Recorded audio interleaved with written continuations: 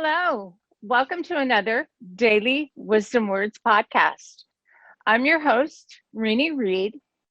Daily Wisdom Words is an online community for writers all over the world. Join us every Saturday at 9 a.m. Pacific time when we will be talking to some very distinguished guests, each specializing in topics you don't want to miss. Hey everyone, I am Neel Trivedi and I will be your co-host today. I want to thank you for joining us today and give a very warm welcome to another episode of the Daily Wisdom Words podcast. We're both excited to be here every Saturday, 9 a.m. Pacific. We also want to give a shout out to all the Daily Wisdom Words members who are listening today. Want an exclusive sneak peek at our future guests? Go to our website, dailywisdomwords.com. where you'll have full access to our podcast page, which is updated every Wednesday morning at 9 a.m. Pacific. The link of the podcast page is posted in the description. On that page, not only will you see who the upcoming guest is, but you'll also be able to submit a question for that guest and any feedback and suggestions you have for the podcast. We want to hear from you. Today, we are fortunate to bring back our very first guest ever, dream expert and best-selling author, actress, and musician, Kelly Sullivan Walden. Hey, Kelly. Hi, you guys. Wow, no one said the actress and the musician part in a long time. But only Sam LaBouffe knows that was part of my past. So that's so funny that you guys got that woven in there. I love it. Yeah. It's part of you. Hey. Yeah. Okay. Bring it on. I'll take it. You know, I'll take it. I think you're an amazing person, and you just got to be who you are. You know that more than anybody on this planet. Okay. I say yes. I say yes to to bringing it all in. The last time you were here, you talked a little bit about how you got interested in dreams. Can you tell us how you continued on that journey and ultimately became a dream expert? Sure. So without going into all the details before, I really was interested in dreams as a kid and had a partner in crime, my sister Shannon, that I used to compare notes with, and also have dreams where we were in the same dreams together pretty often. Wow. And we still have a very psychic connection, and that still happens to this day.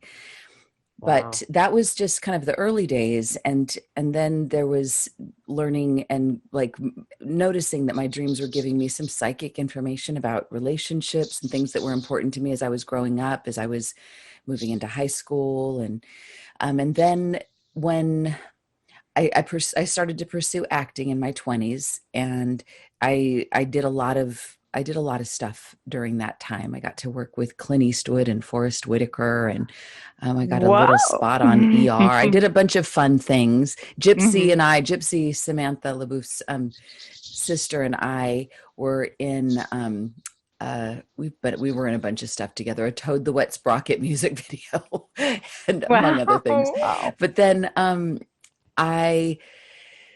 it was rough. What's happening with the Me Too movement now, I faced a lot of that stuff, and there was no Me Too movement back then. So it was pretty awful. And I, in order to stay on the planet, I had to get into some serious therapy. And in the therapy that I went into 12-step programs. I went into every spiritual modality I could. And my dreams started to come back to me. I kind of put my dreams on the back burner while I was pursuing my outer career in Hollywood. It's like I was focused more on the external aspect of my dream as opposed to the internal part. And I feel like if I could do a do-over, I would have kept a strong connection to my dreams during that time, because I think that would have helped me navigate a little more gracefully. But so that's why, if you don't get anything else out of this interview today, that's a big part of it. Stay connected to your dreams, because being connected to dreams connects you to your soul. which connects you to your higher wisdom, which connects you not just to your daily wisdom words, but to your wisdom that we need every single day. Then, so as a result of getting into therapy, I started to get my own dreams back. And I started to think, well, if I wasn't an actress and I wasn't pursuing my singing career and all of that, I would really want to help other people in the same way that I've been helped.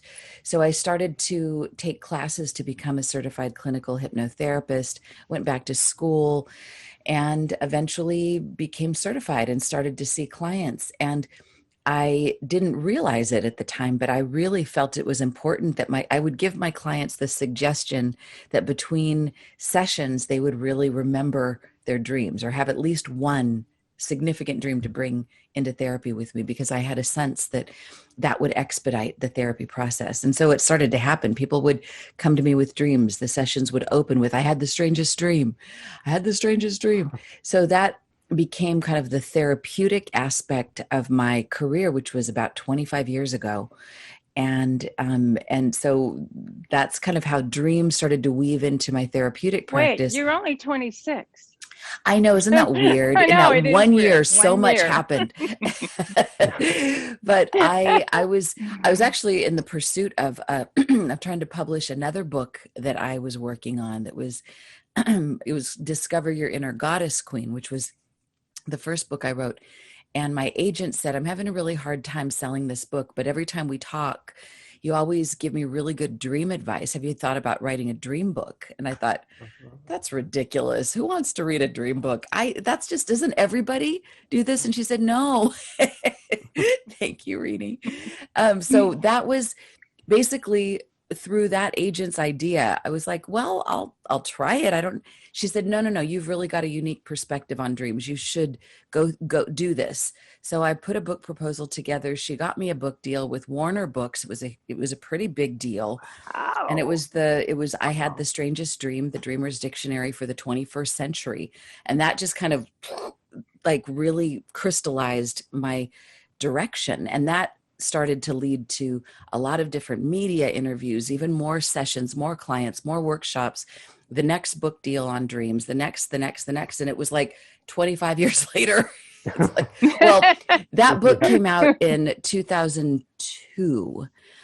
So it was actually 19 years ago. It was about 19 years ago. Thank you very much. So my daughter was born in 2002. So you know these things. So that's kind of how, and then that brings me to you. And we are blessed to have you. I'm blessed to be with you. Thank you so much for having me on for the second time. I'm so honored, you all. Thank you. You could come every week. I'd be happy. Yeah, recurring guest. That's it. Just me talking, just waxing dreamy. You mentioned about when you were getting started, how clients would come and ask you about their dreams. And when we look at the reason or where our dreams stem from, you read quite a number of things. Sometimes they say it's a result of experiences during the day and we imbibe those. And then some people say it could be our secret desires, or maybe it's a combination. Where do you think our dreams stem from? Like, why do we dream what we dream? And is it a combination of several things, one thing? What's your take on that? Everything that you just said, it's all of those things. And so I want to just copy and paste everything you just said. So well done, Neel. Beautiful. So in other words, I think I express it differently every time. So this is what's coming to me now. It's like this golden door that we have. All of us have it, no matter who we are, no matter where we live, no matter what we've been through, no matter how old we are, no matter what our race, religion, whatever that is, we all have this golden door. And at night when we fall asleep, that door opens, and that door leads to an infinite realm of possibilities. Behind that door, we can commune with departed loved ones. We can commune with the great avatars that have gone before. So regardless of what our religious or spiritual affiliation is, we could meet Krishna, Buddha, Jesus, Muhammad. They're all there. And then some. It's like even Jesus in the Bible said, this and greater things can ye do. It's like once we open up that door, we have access. And it might sound blasphemous to some, That's why dreams are kind of controversial. But if you think about all the major religions started with a dream. They all, like every single one of them had some kind of a dream that came to them. They were before they were the one that was the bearer of that dream. Come here. They were relatively ordinary, or they were in the pursuit of something, but that dream kind of dubbed them extraordinary. And that dream became the sacred scroll that the entire religion followed. I mean, even in Mormonism, Joseph Smith had a dream. If you go back to any of these major texts, it begins with a dream. So it's like that for all of us. We all have equal access. This is why I love dreams, because it's the ultimate evening out of the platform. No one of us has more access than anyone else. This is why I love the Sonoy Aborigines. They have this perspective that whoever has the big dream of the morning is kind of like the shaman that day. It could be the grandma, it could be the kid, could be the one that got in trouble yesterday. Doesn't matter. But we can dream multiple dreams at night, right? Who's Correct? that baby? That's Kona. This is my girl. No. Coco. I have 2 chihuahuas, 1 chiweenie. Do you? Oh, they would all love each other. Is that a baby pit or is it a chihuahua? No, it's an applehead chihuahua. Oh, sweet. Applehead chihuahua. Yeah. Applehead. I have an applehead too. My little You do? Priya. Yeah, she's out on the front porch guarding the house. This one is a guard dog. Oh, wait, this one's Rowdy. He's a mess. This is Rowdy. Hi, Rowdy. Say hi. Sit. Good boy. Girl. They've got daily wisdom words, man. They do. We could just translate them. We'd be good. There's nothing else to do. I know, right? I'm coming back as a dog. Anyway, can you explain the different sleep stages and what stages are we dreaming in the most? Like REM or, you go through different. For sure. The rapid eye movement stage happens. It happens, I'd say, in a typical night's sleep, we have about 6 of those, between 6 to 9, depending on how long we sleep. And those are when the REM stands for rapid eye movement. And if we really were able to see what was happening under the eyes of the dreamer, these eyes are moving back and forth because the dreamer is watching a movie. It's the visual cortex that hasn't fallen asleep. So we are seeing, even though our eyes are closed. We're hearing, even though our outer stimuli, our outer senses are shut down, but we're able to perceive this entire technicolor movie. So that's usually when our big dreams come. But the truth is, we're dreaming the entire time. So we always say that we have like 3 to 6, maybe 9 big dreams every night. But the truth is, the whole landscape is covered in dreams. In fact, even when we wake up, we're dreaming constantly. We are dreaming people. We are a dreaming species. We don't ever stop dreaming. It's just the fact that the REM, the rapid eye movement cycle dreams, they're more vivid. Those are the ones that are easier to catch, easier to remember. The symbolism is a bit more bizarre. And so we can go, aha, purple elephant. Or in my dream, there was a guy last night, a German guy. I don't know why German, but his car, he didn't have a driver's seat in his car. He was laying down where the driver's seat should have been. So that was just bizarre. Like, that doesn't happen. So to me, that's like the dream talking and saying, pay attention to this. So those happen more typically in the REM stage, even though if we paid attention, there are people that do they have themselves be woken up intermittently throughout the night, and whatever they're dreaming about is what they jot down, and every bit of it has significance. Wow. So, wow. Okay. And that, I think that's a perfect segue to one thing that's always fascinated me personally, is the concept of lucid dreaming. Right, which is, if I understand it correctly, it's like more or less being aware that you're in a dream. Am I putting that right? Can you explain to our audience who may not be familiar too much with lucid dream what exactly it is?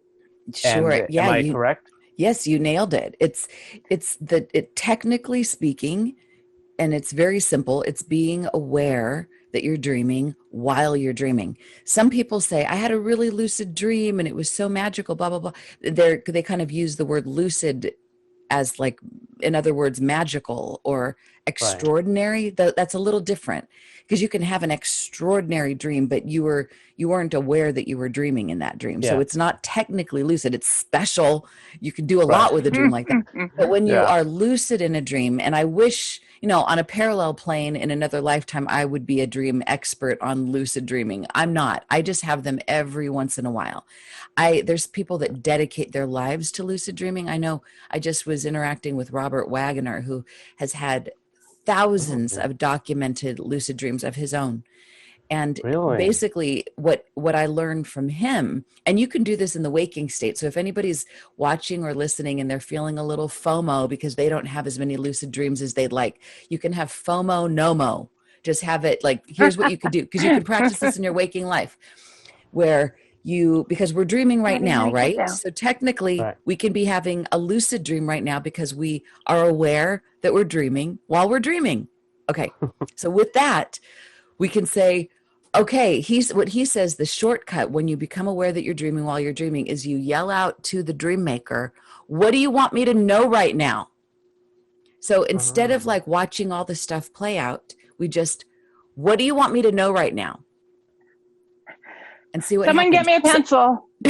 So what's coming to you? So right now, what are you guys getting? Like, what does the dream maker want you to know right now, or want you to pay attention to right now? Yeah. I'm doing that. I am so doing that. I mean, in some way right now, I'm with you guys. So it tells me there's significance in this connection. So at the very least, we can look around and say, okay, I'm supposed to pay attention to these people.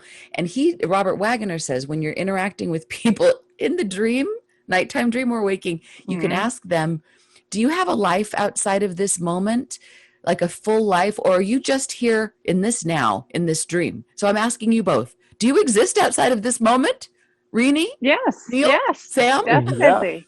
Definitely. Okay. Good to know. Good to know. Yeah. You're not just like, you didn't just pop in here. No. Okay. That's good. Okay. It's good to know. But sometimes I guess it must be when I'm stressed, a dream that I'm driving and it's only black in front of me. Like I can't see out the window. And I mean, what does that mean? Oh yeah.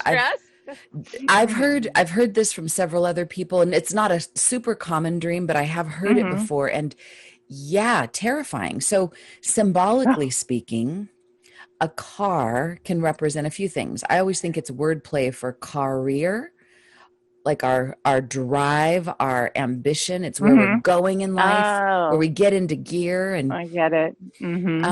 But also it can be symbolic of our body, because it's our body is also our vehicle that takes us through life. So if we can't see where we're going and yet we're engaged, it feels to me like it's a perfect venting dream.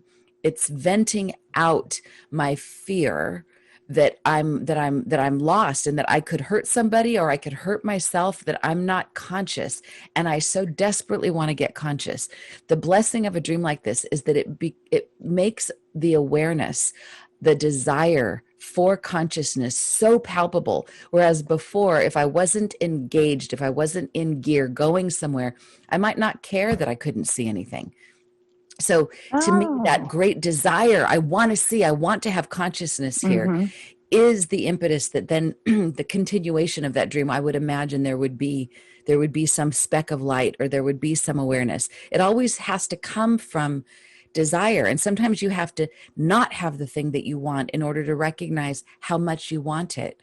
And then you appreciate it once you get it. Like in this moment, you don't have just black in front of your eyes. And isn't that sweet?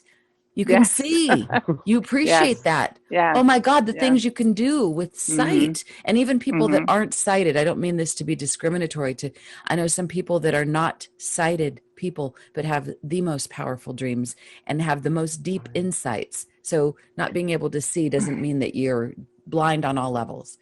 Okay. One perspective. So, how much does the activities of the day or the night before affect your dreams? Quite a bit. And so I would say, and let me just say one last thing about the dream about the car driving. So there can sometimes be what's considered blind ambition. So a car being engaged can be like going somewhere, but then not being able to see where you're going. So I might ask myself, if it were my dream, where am I feeling like I need to go somewhere? I need to do something, but I just don't know where, or I just don't know how. And the antidote to that would be, okay, let me open my eyes, at least my inner eyes. Let me pull over for a moment. Let me just check in and get still and maybe do some meditation. Because those dreams, I think, are always trying to get our attention. They're trying to get us to course correct, to continue in that metaphor of driving, so that we're not just driven just because we think we're supposed to, but to really get still and pull over to the side of the road until we have our next set of marching orders and where we can see. Or maybe it's about having blind faith. Well, you just explained a lot to me, because I figured out what you just said, and I'll tell you about it once we're off camera, because you really just enlightened me a whole lot.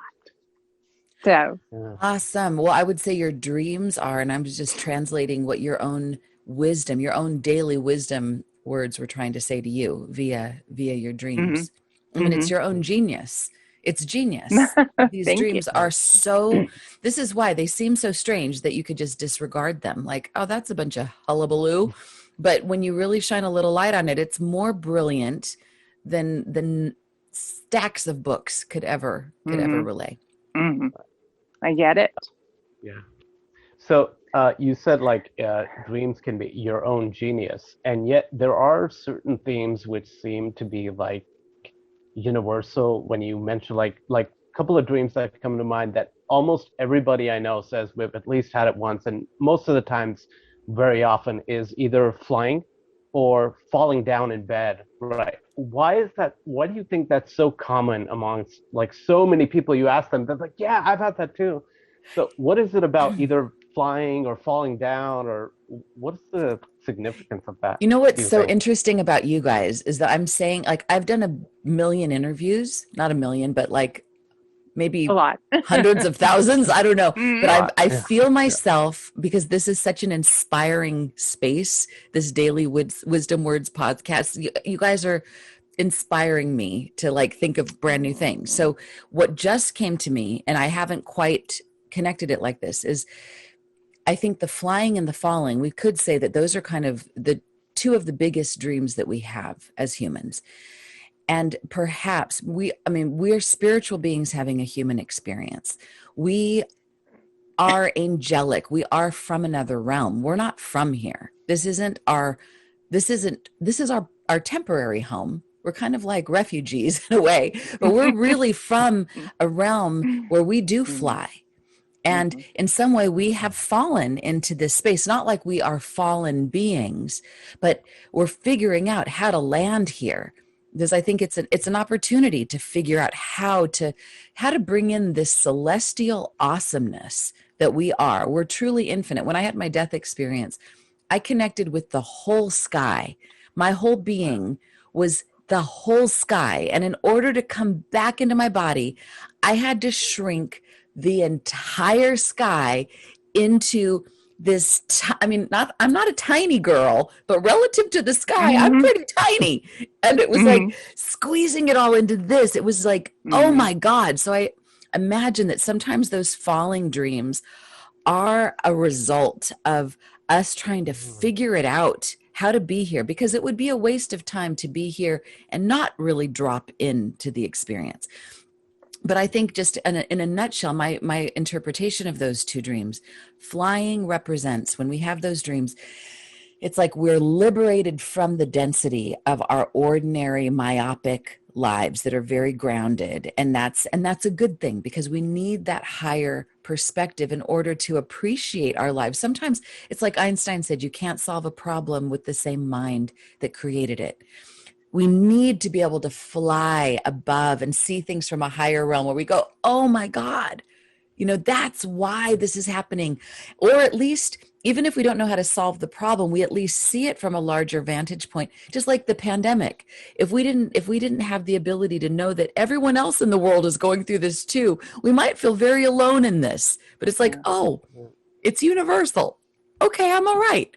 So, and then so the flying is definitely like I would put that in the reward dream category. You're doing something right. You're on track. You're on target. And that dream is telling you to keep doing what you're doing. When you fall, sometimes there's two aspects of it. I think falling dreams can sometimes be a result of us feeling out of control in our lives, where we're losing our step. We're overwhelmed, and we're not quite feeling grounded. And sometimes falling can be like wordplay for failing. We're like, I'm not quite getting it right. However, I might have mentioned this before, but there's the Sonoy believe that falling dreams were actually a result of falling spirits calling us to our depths so that we could be more grounded, more rooted in our essence. So it's actually a really good dream, even if it's klutzy, even if it's like, and the goal That's me every day. The goal of falling dreams is to learn how to fall well. So you could practice it. Like imagine if you're falling in a dream, you go, ooh, what if I was in the Matrix? Like you just slide. So the goal is to fall well. That's awesome. Yeah, wow. I've never heard that interpretation. That's Well, so that's I gonna know stay with that me. that will stay with me, because that means that we can control these things that happen to us. So yeah, and to not look at it like, oh, I must have done something bad. There's something wrong with me that I keep having these falling dreams or tripping dreams. But no, there's something deeper calling you to get more grounded and more rooted, more connected to your roots. That's a good thing. I just fall and trip in real life, so it never happens in my dream. Oh my God, girl, you're tripping. Sorry. I know, I'm tripping. So, how do you keep track of your dreams? Do you have like a closet full of journals, or do you? I used to. I do have a closet full of journals just from journaling, and I used to put my dreams in those journals. But now I use my phone just because I know, it's just because I put it. And I Me used too. to. There's a whole bunch of dream apps out there, but I stopped. Do you have one? No, but here's what happened. Kelly. I know. Well, actually, I have two apps. I have a Hero's Journey Dream app that you can get. Well, That's Where's got that all pencil? It's got all my Hero's Journey cards, so you can do a Hero's Journey Dream Oracle reading. So Hero's Journey Dream Oracle app, it's available wherever you get your apps. And also I have the Luminous Humanness meditation app. So those apps are available. Yes, that. Humanist. If people, if you never buy another book, buy this book. Yeah, buy definitely. this book. It is fabulous. I've read it twice, and it's not small. So. Thank I love you, it. Rudy. That's it's really my Bible. Small. Thank you so Bible. much. There was one one page that you said that was after your son's birthday. The 9/9. Do you want to read it? This is my favorite one, because I've been through this so many times. The funny thing is, my son was born August 8th, and it says healthy, I was wealthy. born August 8th. Shut the front door. Lionsgate. Yeah. Oh my God, my best friend from high school was born on 8/8. This is amazing. Anyway, so we're cool. gonna. My son works at a restaurant that he's the executive chef, and they're gonna have a painting night on Sunday night. So the whole family, I don't know yet who's going, but we're all gonna go paint. Oh, that's so cool. Yeah, that's what he wants to do. But then he's going to Vegas the following weekend with all his friends. So. But anyway, but he is my, I have 3 kids, and he's my one. He'll be driving the Ferrari. He'll be living in the mansion. He's like, he's a Leo. He's pretty cute too. He had a agent or a gal. He was parking cars. He was a valet, and when before the pandemic, and this lady came out and she said, "You know what? You need a YouTube video so that you can be, seen and maybe go to Hollywood." but he was too Wow. lazy. That's your baby. So, Takes now after you, he's the working- apple and the now he- tree. Not too now far he's from working each at other. Nordstrom. Well, he goes to college. He's in college. Okay. So it's August 9th, and it's 99.99% soul, because I'm all about the soul, Kelly. I'm all about the Mhm. soul. I know that about you. And it says, without having to worry, hurry, scurry, or get blurry about getting all the physical tasks in your life perfectly right, remember, you are 99.99% spirit energy. If you get your alignments with spirit right and connect with your soul's essence, then all of your earthbound engagements or entanglement will work out. Then all of your earthbound engagements and entanglements will work out. However, when you're operating from the inside, thinking that attending to the menial physical task is most important, that's when life is a struggle. It really is. Sometimes a struggle. When we honor the dictates of your soul, life unfolds with the utmost grace and case. That, I love that. Our life unfolds with the utmost grace and case. And then it says, and ease. And ease. I'm like, case. I don't know. I'll take it. Yeah. Oh. In case you need it, here it is. And then it's the affirmation is, when I'm operating from the inside out, I am right side up. I am right side up. I keep threatening to write a book called The Lazy Girl's Rules for Life, where you do everything from bed.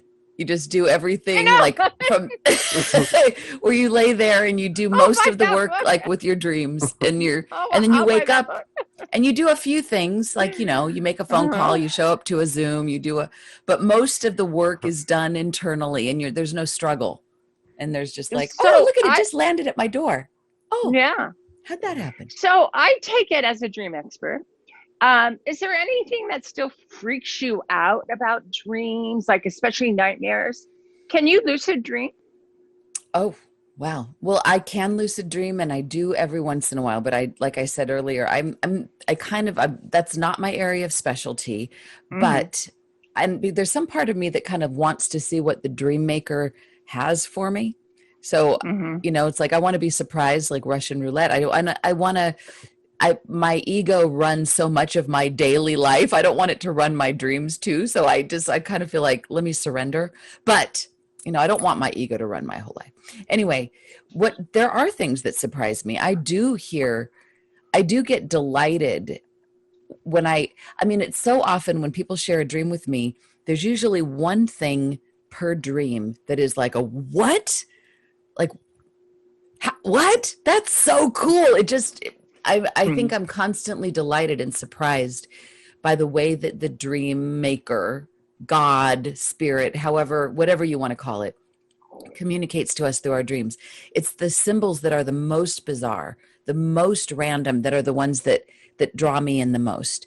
Even just, it can be like kind of an ordinary thing, but with a very bizarre twist or a different color to it, or it's larger than life. To me, that's like the dreams, that's their special language. And it's constantly grabbing me. And I think what I'm excited about going forward with where technology meets dreams is that I think that we're going to at some point be able to understand each other better. I think all of this leads to a deeper level of understanding and compassion and putting us more on an even playing field so that we can be better, brighter, more enlightened human beings. So I'm excited about the future. Fantastic. I know a lot of people are worried about things, but I'm like, no, I think we're going to be okay as long as we keep dreaming, as long as people keep being interested in dreams and poetry and creativity. Then I think we're going to be, that's our saving grace right there. Right there.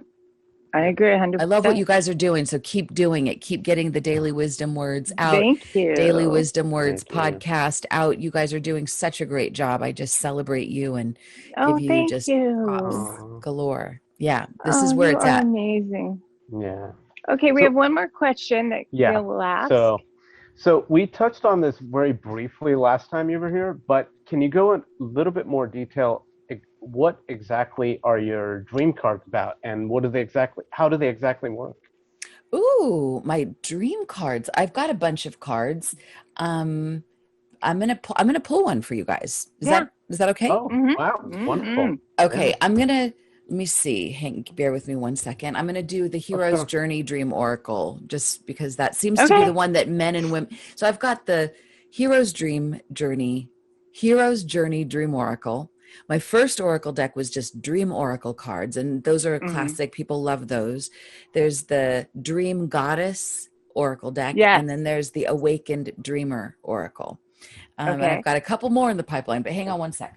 Okay, so here we go.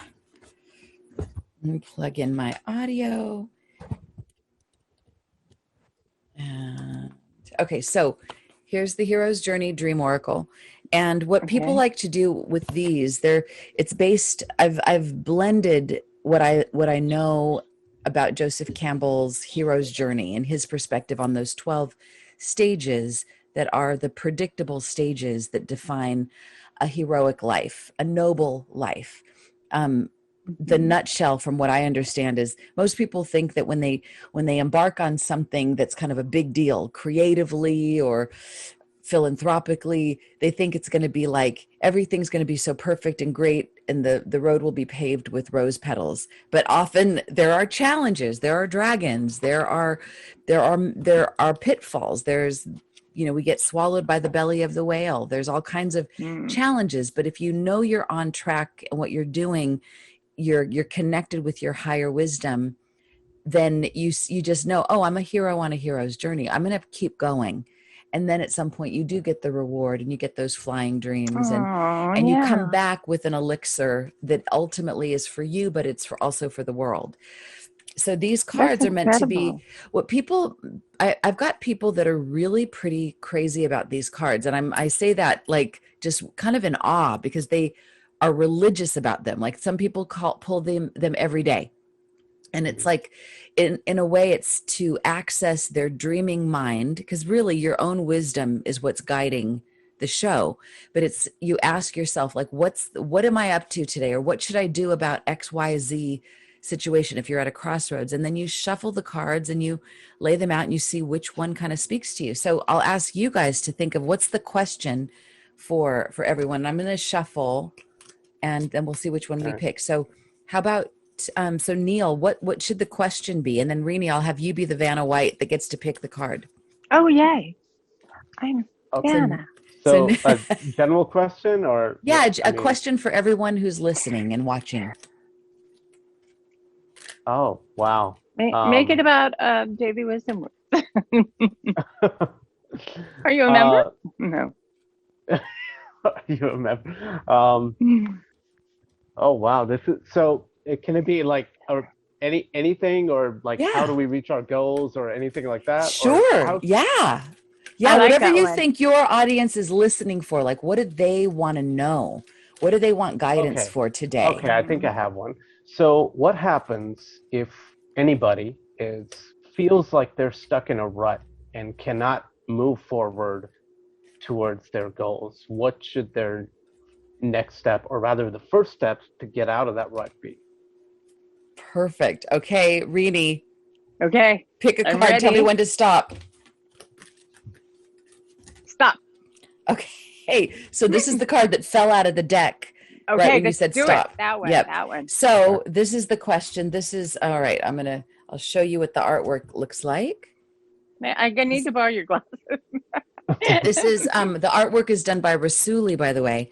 He's a fusion artist from Iran. I remember you saying that. Yeah. This man is incredible. So the message is this comes from stage 4, meeting the mentor. So the question that you ask is, if you're feeling stuck, what should you do? What's your next step? So this is card number 20. What would your higher self do? The keynote is, you are divinity in blue jeans. That is Neel.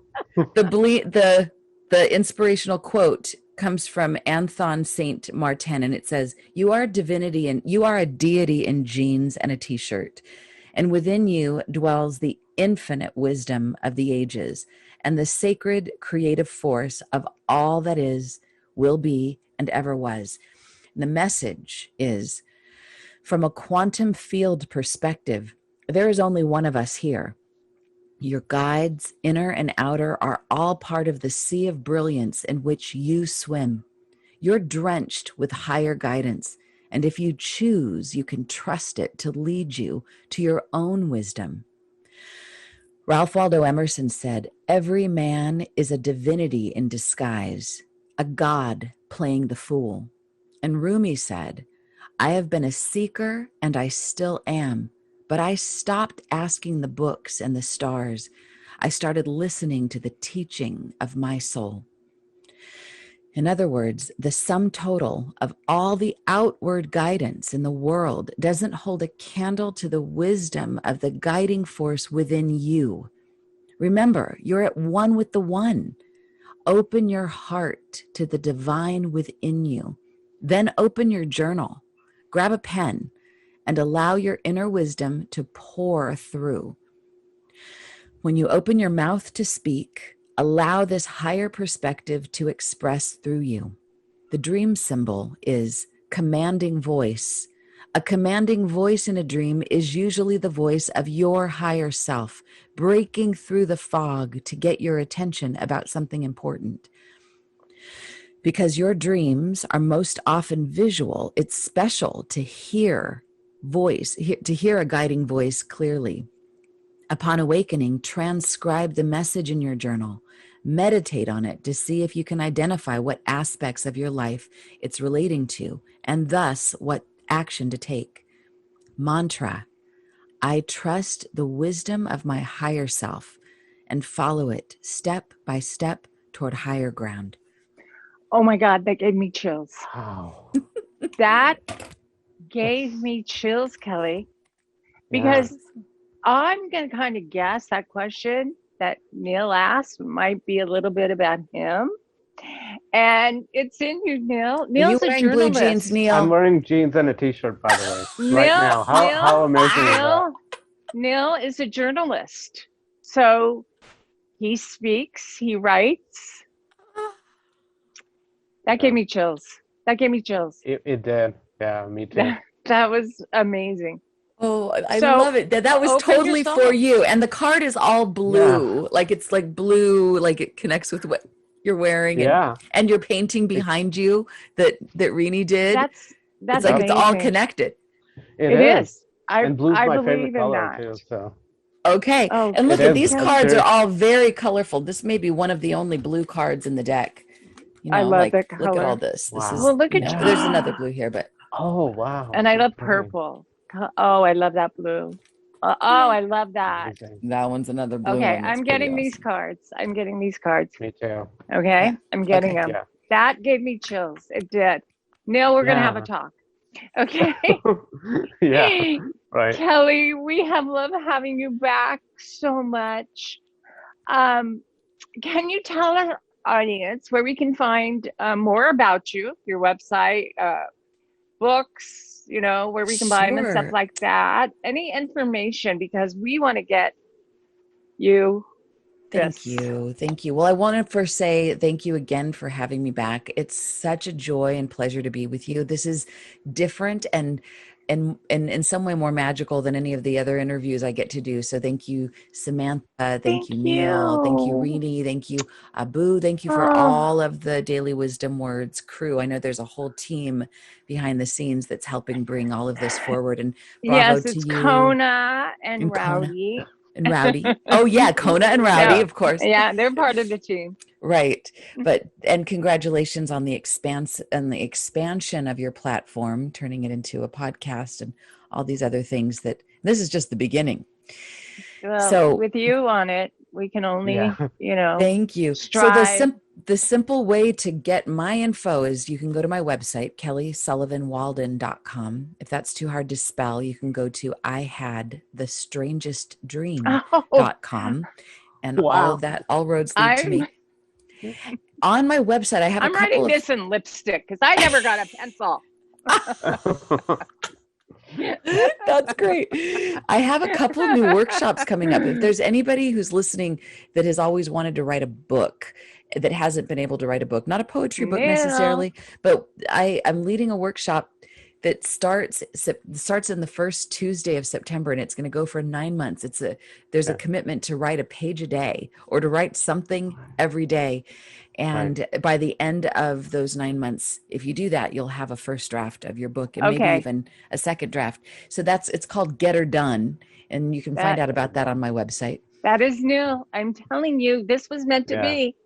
That question, totally that card, and this first Tuesday in September, he'll be there. It'll be every Tuesday for 9 months, basically until the end of May 2022. So it's going to be a long and fun and juicy journey. Okay. So first of all, thank you so much, Kelly, for coming back and doing this exclusive part 2. I know for me personally, the connection here was just magical. So everything we did, the answers you gave and the reading you did at the end, everything was just very, very personable. So thank you for that. Thank you. Join us next week as we talk to writer and poet Davina Lytle. Don't forget to submit a question for Davina by Wednesday of this week. To do that, visit our podcast page at the link in the description. And remember, if you type a question for Davina with your email address and we pick your question to be on the show, you will get a surprise gift from us. Actually, one of those questions was picked, but we forgot to go into that. So anyway, we want to thank everyone for joining us today. If you are a writer and not a member of Daily Wisdom Words, sign up today. It's only $10 for a lifetime membership. No dues. Take part in our active writing prompts or our Daily Wisdom Word blog. Groove, do a little music, and build your own social media profile. Meet and interact with other writers just like you. That's dailywisdomwords.com. Make sure to follow us on Twitter, Instagram, and Facebook, all of which the links are posted in the description. And don't forget to like this video and subscribe to this channel so you never miss an episode. And if you want to show a little extra love for us, we also now have a link below for donations. Thank you all for listening and watching. Don't forget to buy this book. It opens your soul. Oh, thank you, you guys. Thank you so much. Anyway, thanks, Kelly. You have a great day. Thank you, Rini and Neel and Sam. Mwah. Sweet dreams.